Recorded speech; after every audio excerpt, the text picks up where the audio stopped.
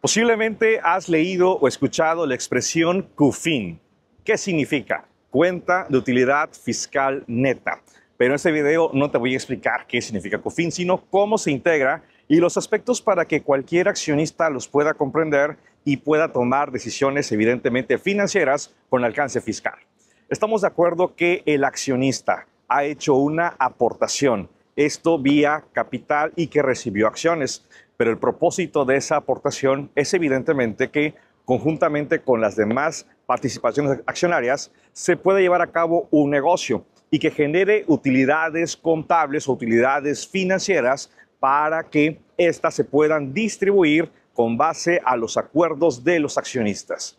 Y así entonces supóngase que una empresa desea repartir utilidades. Una primera confusión que ocurre y que he visto en la práctica es que utiliza la expresión vamos a repartir utilidades fiscales y eso es incorrecto, porque recordemos que los estados financieros se tienen que analizar, se tienen que discutir y en su caso aprobar por la asamblea de accionistas, para que con base en ello, una vez que se ha hecho la separación de la reserva legal, entonces venga el proyecto de distribución. Puede ser el 100% o una parte, lo que los socios acuerden. Esto evidentemente va a tener consecuencias, pero supóngase que una empresa quiera repartir 500,000 pesos y tenemos dos socios, dos accionistas. Uno recibirá 300,000, otro recibirá 200,000. La pregunta que surge entonces es la siguiente. En el momento que la sociedad, que la empresa haga el reparto de los dividendos o utilidades, ¿se genera impuesto? La respuesta es sí. Oye, ¿pero por qué? Si estás refiriendo que es una utilidad contable, exactamente. Porque vamos a comprender que la sociedad o la empresa, si bien es cierto, ya pagó un impuesto sobre la renta, las utilidades pasan con las personas físicas. Y esa acción de distribuir utilidades, pues genera ISR. Te invito por favor a revisar el artículo 10 de la ley del ISR. En su párrafo primero, establece la mecánica del pago de dicho ISR a cargo de la sociedad, a cargo de la persona moral.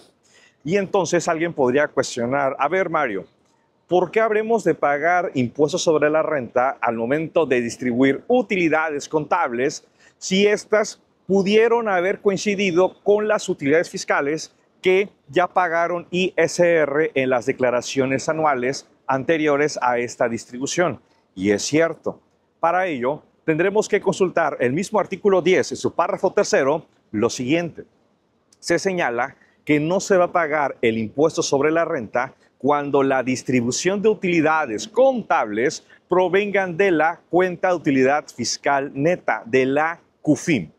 Entonces aquí viene un punto de reflexión que tanto accionistas como los contadores y contadoras debemos considerar, porque la primera pregunta es, contador, contadora, ¿cómo remunerar al socio o al accionista?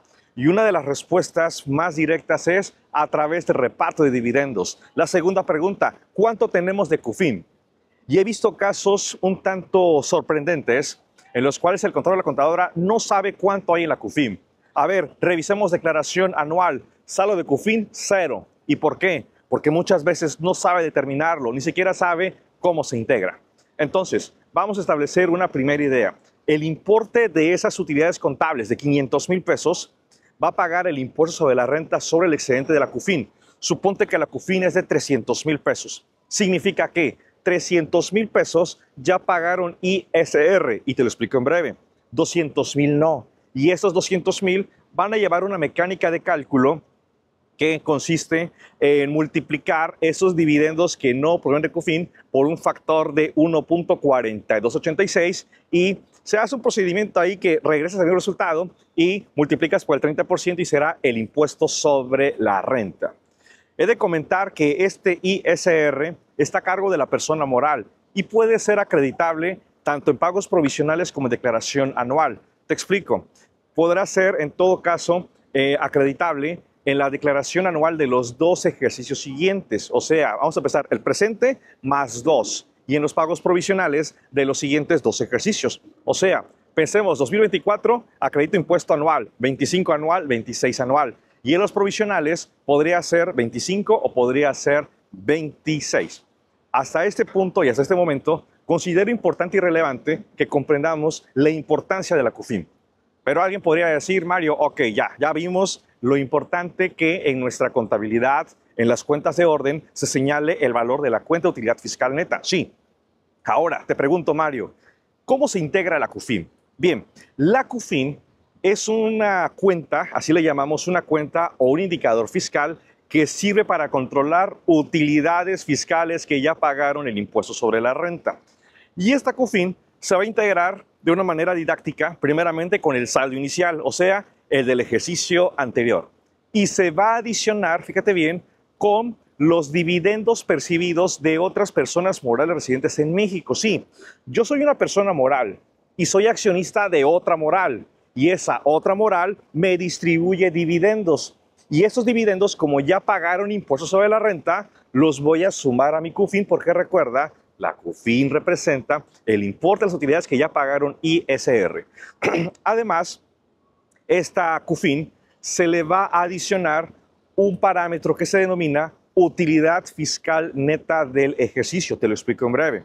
Hasta el momento tenemos saldo inicial, o sea, el del año anterior, más los dividendos percibidos de otras personas morales residentes en México, más la UFIN o utilidad fiscal neta del ejercicio, y se disminuye con el importe de los dividendos utilidades que provienen o que aplicaron la CUFIN para tener un saldo. No voy a ser muy extenso en el sentido de la actualización. Esta CUFIN se tiene que actualizar. Lo puedo explicar en otro video ya un poquito más práctico con cédulas para que quede claro. Pero así se integra la CUFIN. Un punto elemental es la UFIN, la utilidad fiscal neta, y esta será de cada ejercicio. El artículo 77 de la ley establece que la UFIN se integra de la siguiente manera. Voy a partir del resultado fiscal, que este puede ser igual a 0 o mayor a 0. Porque hay quienes preguntan, oye Mario, ¿hubo pérdida fiscal? ¿Hay resultado fiscal negativo? No, no existe el resultado fiscal negativo. O es 0 o mayor a 0. Y a ese resultado fiscal le voy a restar el impuesto sobre la renta pagado, ya sea con transferencia, ya sea con compensación, acreditamientos, es el impuesto pagado antes de las disminuciones. Para que entonces, resultado fiscal menos ISR pagado, menos las partidas no deducibles del artículo 28 de la ley del ISR. Aquí quiero ser muy claro con los colegas contadores y contadoras porque hacemos una mezcla de conceptos y esto perjudica a la empresa. ¿Por qué? Porque ¿qué sucede si tenemos una compra de combustible para un vehículo terrestre por 1,000 pesos pagados en efectivo? Genéricamente podríamos decir que es una partida no deducible, pero ya en un concepto más técnico y más especializado, es un error señalar que es no deducible. Mario, ¿estás diciendo que es deducible? No, no estoy afirmando que es deducible, solamente la clasificación. ¿Por qué? Porque vamos a tener entonces dos grupos de partidas que no se pueden deducir. Las primeras se llaman erogaciones sin requisitos fiscales, porque no están enlistadas en el artículo 25, ley de ISR. 2. No cumplen requisitos artículo 27, ley de ISR. 3. No cumplen con requisitos del artículo 29-29A del Código Fiscal de la Federación. Erogaciones sin requisitos fiscales.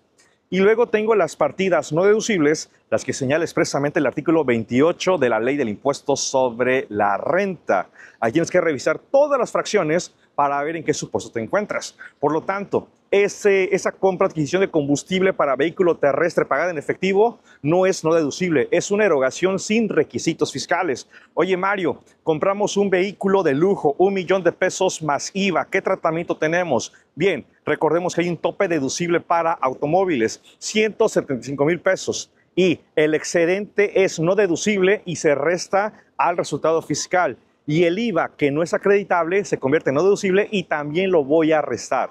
Es importante hacer esta separación. Entonces, tengo la fórmula. Resultado fiscal, pensamos 100,000, menos el ISR pagado 30,000, menos no deducibles, pensemos 50,000. ¿Cuánto me queda? 20,000. 20,000 pesos se lo voy a sumar a la CUFIN y con ello integro la masa de utilidades fiscales de cada uno de los ejercicios y con ello, cuando la persona moral quiera repartir dividendos utilidades, pues evidentemente no se va a pagar el impuesto hasta esa cantidad de la cuenta de utilidad fiscal neta. Entonces, dividendos 500,000 menos CUFIN 300,000, 200,000 van a generar el impuesto sobre la renta. Y ahora tenemos en el artículo 140 de la ley del ISR que para personas físicas se tiene que efectuar una retención del ISR del 10%. Este 10% no lo voy a aplicar sobre 200,000 o sobre 300,000, sino sobre 500,000 pesos. Aquí no importa si el dividendo proviene o no de la CUFIN, sería sobre 500,000 pesos. Y este impuesto está a cargo de la persona física. Evidentemente, lo retiene la persona moral. Y aquí una pregunta que surge. ¿Y esa retención de 50,000 pesos se puede acreditar para la persona física? No, porque tiene carácter de pago definitivo. Aunque también hay que señalar, y la verdad dudo, pero pudiera haber casos muy específicos, que hay un transitorio que señala de la separación de las utilidades contables, porque aquellas que estuvieron hasta 2013 no les aplica la retención del 10%. Y las utilidades contables generadas a partir de 2014, estas sí tendrán retención del 10%. Y por ello el transitorio señala que hay que llevar una separación de las utilidades y las CUFINes para ver cuál sí aplica y cuál no aplica. Pero a decir verdad, ya cerca de 10 años, en lo particular, dudo que hayan muchas empresas que tengan utilidades todavía del 2013 y ejercicios previos. Así que este es el efecto para la persona física respecto a su retención. Ahora, ¿qué pasa con la persona física? Porque dijimos, una persona moral, una sociedad, y hay un accionista, pensemos que es persona moral y otra que es persona física. La persona moral que recibió los dividendos, recuerda, acumula o suma a su CUFIN. Pero la persona física tiene que presentar declaración anual y acumular a sus demás ingresos los percibidos por dividendos. Voy a alterar un poquito el caso nada más para contextualizar. Pensemos que 200,000 pesos fue lo que distribuyó la persona moral y la CUFIN fue de 200,000. ¿Cuánto pagó ISR la persona moral? ¡Cero! Y aquí muchas personas físicas, muchos contadores de personas físicas señalan lo siguiente. A ver, persona física, estamos en abril y habremos de presentar tu declaración anual. Observo que tienes un CFDI de retenciones que te expidió la persona moral y resulta que los dividendos todos provienen de CUFIN. ¿Cuánto vamos a acumular? Nada. Ese es un concepto erróneo. Porque si revisamos el artículo 140, párrafo primero, primera oración, ley de ISR, señala que se van a acumular los dividendos, las utilidades o cualquier otro nombre con el que se les designe y nunca aparece la expresión CUFIN. Regreso al ejemplo inicial. Si se distribuyeron 500,000 pesos, 300,000 para un socio y 200,000 para otro, pues acumularán, si fuera la persona física de 300,000, acumula 300,000 pesos de dividendos a sus demás ingresos por salarios, arrendamiento, etc. Alguien podría preguntar, a ver Mario, ¿por qué la persona física habría de acumular a sus demás ingresos los dividendos de 300,000 si estos ya pagaron ISR por la sociedad en años previos? Es cierto, es válida tu pregunta, pero el mismo artículo 140, párrafo primero, establece que tienes la opción de acreditar el impuesto pagado por la sociedad.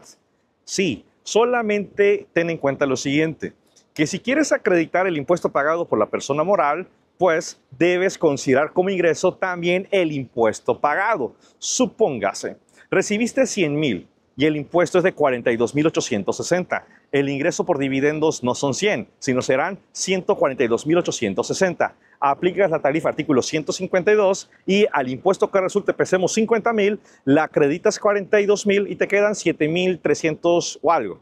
Ese es el resultado.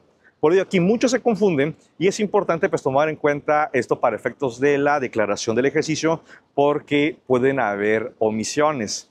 Recuerda, cómo conocer el impuesto pagado por la sociedad nos lo indica el artículo 140, párrafo primero, última oración, señalando que al dividendo lo habrá de multiplicar por un factor de 1.4286 y el resultado por el 30%. Igual, hay un procedimiento circular, pero en esencia de eso refiere el procedimiento para determinar el ISR pagado por la sociedad. Y prácticamente eso es todo. Recordemos que la sociedad tiene que, al momento de pagar dividendos, los tiene que pagar con transferencia o con cheque y expedir el CFDI de retenciones. Así que, por favor, personas físicas accionistas que han percibido dividendos en este año 2024, prepárense en abril 2025 para la declaración anual, porque el dividendo que hayan percibido lo tienen que acumular, provenga o no provenga de la CUFIN.